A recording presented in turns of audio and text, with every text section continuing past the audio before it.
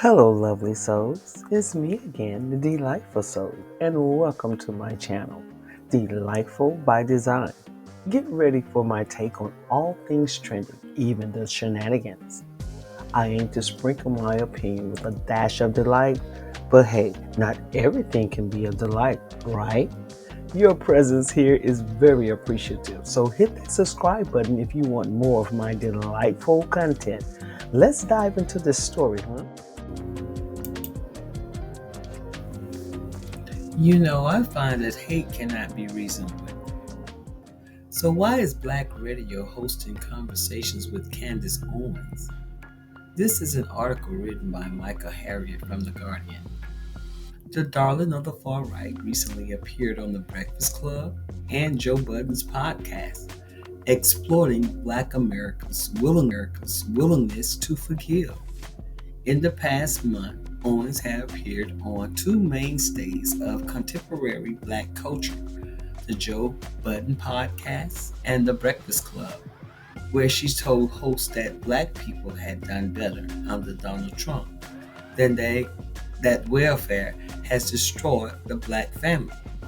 Taken directly to Black audience was presented as a bold move for someone who usually presents herself as anti-Black views from the safe space of right-wing outlets. Unlike many people, I do not believe that Candace Owens' politics cancel her out her blackness. Owens is part of the Black community, and all Black stories are valid. Besides, many African Americans subscribe to conservative principles. Everyone knows a Black Republican. But as a provocateur, Candace Owens stands alone. The recently fired Daily Wire host built a reputation as one of the few Black voices in the right-wing media by tossing Black culture and Black people under the conservative bus. She embraced others' lawlessness while castigating Breonna Taylor, George Floyd, and Black victims of police brutality as thugs and criminals.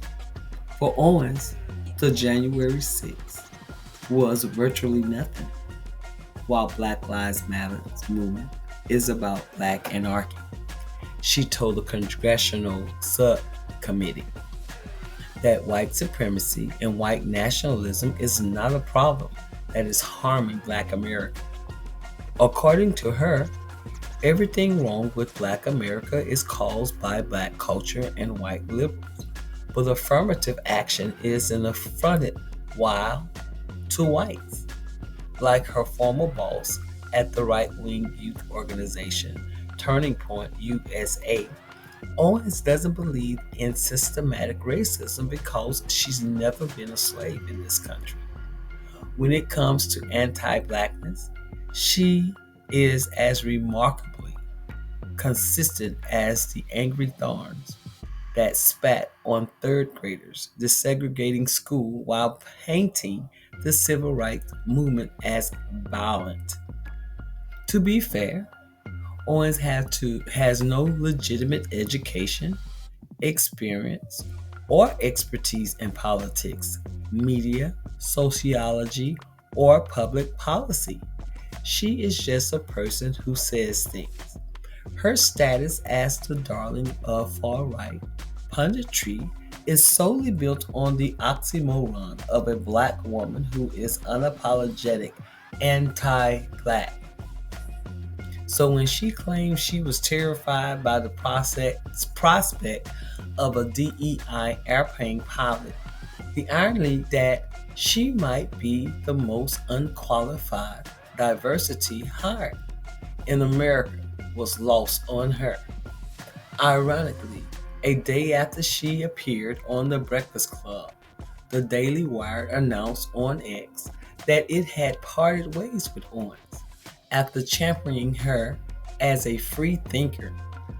Owens finally realized her freedoms were ultimately tethered to her willingness to distance herself from Blackness. Well, my opinion is before inviting people like Candace Owens onto Black spaces, These hosts should at least vet guests. They should understand the Black experience and history. What is your purpose? If it is short of an apology, I don't know how we can move forward. It's evident that on the platform she has been featured on, the host lacks the depth of questioning and challenging her narrative effectively due to her articulate nature. Candace Owens has a knack for spinning words. Whether you find her persuasive or a bit sneaky, she crafts her argument from a place of pain and self criticism. With that in mind, I had to do my research, Miss Owens. So, according to the USDA report, white people make up the largest race of recipients for the Supplemental Nutrition Assistance Program, SNAP, also known as food stamps, and about 37% African Americans make up 26%, and Hispanics make up 16%.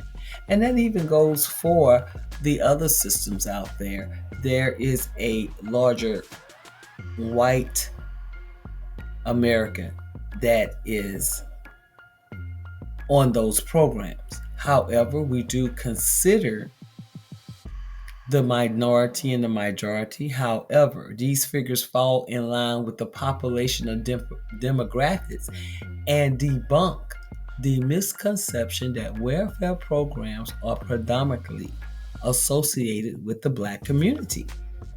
So yes, I Googled it because these statistics have been on docket for years and even decades.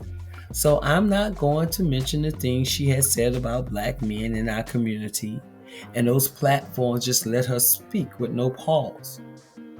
But I am pleased that some of us have noticed her strategy of leveraging the Black community to promote an agenda that may help promote policy that are not effective in our community or get her a job.